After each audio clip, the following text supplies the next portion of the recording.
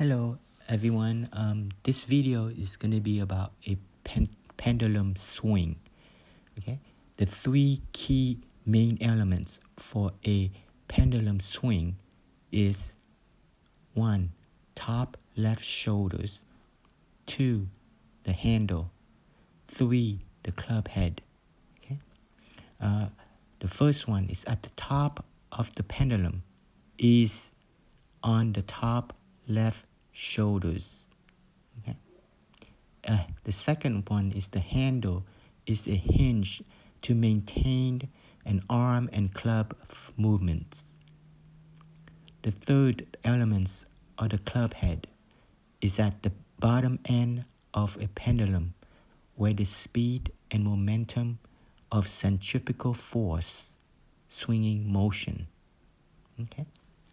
It may sound like it's too simple for a swing using just these three main elements, because golfers, as a human natures, want more and expecting more than the simpleness. It may sound simple, yet it is much harder to master the pendulum repeated movement than just knowing the information that I provided. Okay? How to master these three in order to create a sound pendulum?